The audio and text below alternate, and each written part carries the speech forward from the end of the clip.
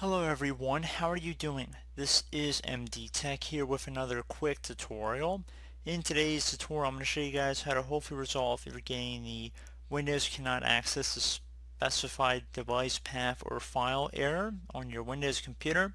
This could definitely be a frustrating issue, and in this tutorial I'm going to show you guys how to hopefully resolve it. So we're going to just start by locating a file or folder that we're having the problem with.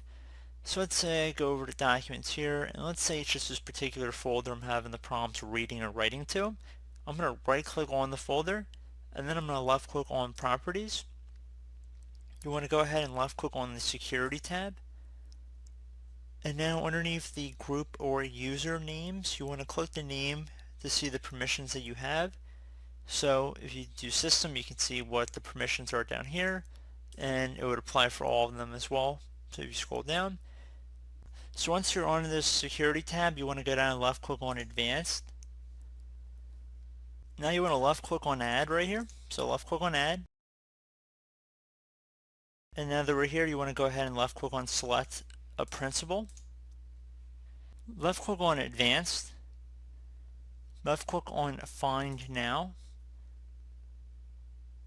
And then you want to go down until you get to everyone.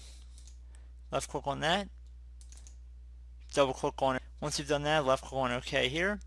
You want to go underneath basic permissions here. You want to select full control, and then left click on OK, and then apply and OK. And now hopefully you'll be able to access the folder you're having the problems with. So as always, thank you guys for watching this brief tutorial. I do hope I was able to help you out, and I do look forward to catching you all in the next tutorial. Goodbye.